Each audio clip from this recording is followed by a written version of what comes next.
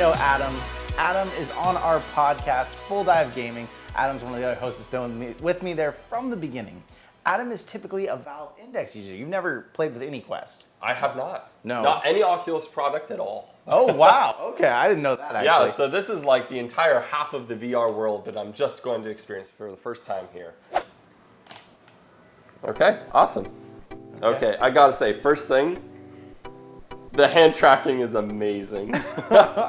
That is one of the coolest things. So what is this game, Jay? What am I trying out here? So this is Hand Physics Lab. I actually haven't played it that much, but it lets you try all kinds of weird different hand tracking things. I'm through the menus, it's finally letting me play. So let's go to the puzzles. Well, I mean, it really eases you into it. The first level is literally called Press the Button. Okay, it's literally just a table, a single red button that just says push. And let's push it. And I won the level. You know, this might be the easiest game I've ever played. All right, now it's giving me all sorts of buttons. Oh, well, now I had to push all 3 buttons. I gotta say though, like the initial shock of just being able to like not use controllers instead of just using your hand. Like you got 3 apples here and I can actually juggle like in real life. Let's see if I can do it. And nope, that did not work. I'm surprised it's shocking because you use a Valve Index. Doesn't that have some kind of like finger track? Can't you do stuff like this on it? It does have finger tracking, but the difference is like, it's literally just my hands. Like that's all I have to do.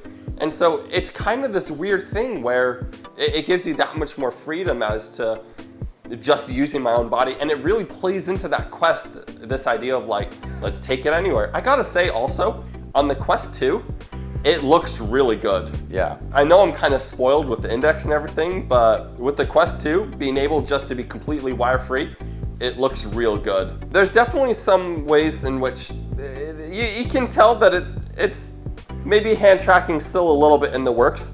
It seemed really smooth until I needed to finger paint.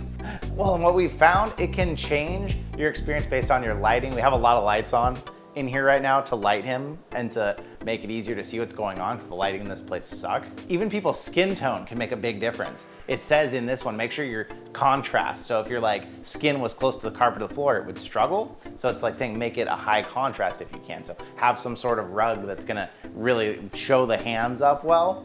So yeah, it's interesting because it's only using a few cameras to see what he's doing. Yeah, it's really cool how, you know, it can show me touching each of my fingers individually. Like, it's really good. I wonder if I can like hide my hand. Yeah, you see, you can definitely tell it's with the cameras because I can like hide my hand and it just freaks out.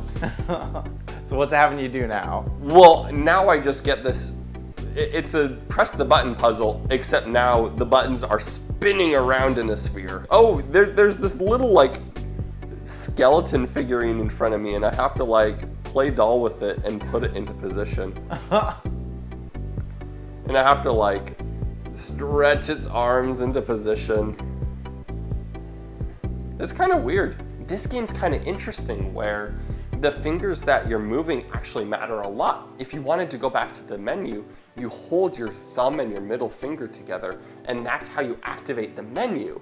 And so what fingers you're doing, that the hand tracking itself and all the individual fingers is a really big part of the game. It's really cool. It's amazing that something like this, because people think of the Quest as, you know, this cheap thing. Like, it's amazing that it can still be this impressive due to one little feature that it has versus, you know, what people still think is the best PC headset there is. Oh, don't get me wrong, I'm still missing my Index. Oh yeah. I'm quite impressed by the hand tracking. And this is something that is only really possible on the Quest headsets because of the inside-out tracking. What are you doing now? I'm pushing buttons. You have to push them in a particular order, but using my fingers is kind of finicky, so I'm just like straight hammering them with my whole fist. What kind of wire management do you have at home? Awful wire management. It just hangs down. Yeah, it's just under the floor. And so are you noticing that there's just no wire? How does that feel? It's interesting, especially with the Index. You always feel like that you're wired into the matrix, right? Like there's this huge nozzle that's hooked into the back of your head. I feel like I can just keep spinning and never get it tangled around my feet. Because that's always the fear, right? You can only spin around like a couple of times and then you have to kind of like do this frog step over your coil of wires on the ground now. You don't get that anymore. Now, how much is this going to compare to like the standard Quest experience rather than your Frankenquest that you have here? Well, really the only thing you're feeling differently is the head strap, which is much more comfortable, and the headphones are giving you better audio. Okay. It's putting it right into your ears. And I will say, like with your setup that you have here, it is rather comfortable. Yeah, that's the key. I didn't turn the fan on because I didn't think it, but if your face starts to get a little moist, I can turn the fan on and it'll blow air through and keep your face dry and happy. Tell me about the controllers. How do they feel in your hands? I mean, it's sort of a hard comparison because I'm really used to the index controllers at this point. They're comfortable, like the shape of the controller itself as it fits into my hand is really comfortable. I gotta say with the tracking ring on top, I feel like that my thumbs are constantly, it feels like they're in a cage, right? Where I keep wanting to like move them off to the side and I can't because of the tracking ring. All right, I really like this song and we're playing on hard.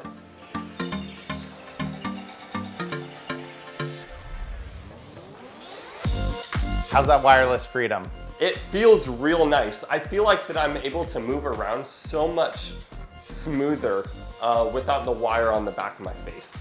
It's definitely a trade-off. There's a lot of freedom and it looks really good, but the game also feels slightly different than what I'm expecting because I'm really used to that index high fidelity, lots of graphics.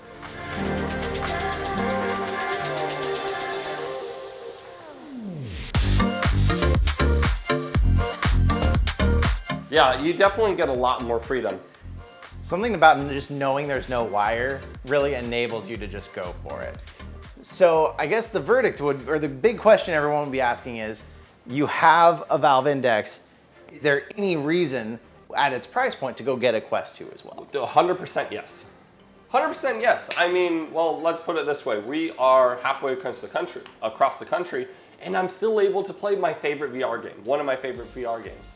And the reason we're able to do that is because I don't need to lug my entire, 50-pound gaming PC out to Texas in order to do so.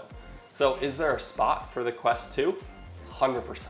Yeah, it really enables you to just like quickly throw something on and be in. And some people have their PC set up that way, but for a lot of us, it's a process to get into PC VR every time, where with the Quest, you put it on and it's like a switch. 2 seconds later, you're gaming. It's a big difference. So it is really cool. Yeah. Are you gonna get one now? We'll see, but I'm thinking the answer is yes. So what are your last reservations? What's kind of keeping you on the fence? It's gotta be that Facebook. That Facebook, honestly, if it wasn't for Facebook, this would be absolutely no-brainer. Recommend to literally every single person on the market, get a Quest 2. It's just that one Facebook thing, and it's just one thing, but it's not a little thing.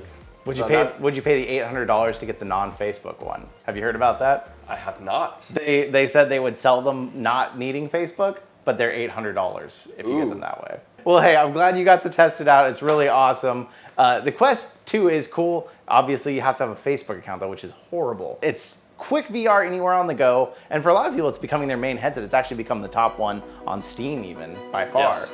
Because it's so cheap and Valve Indexes are so hard to get. Well, hey, thank you so much for hanging out with us today, and we will see you in another reality.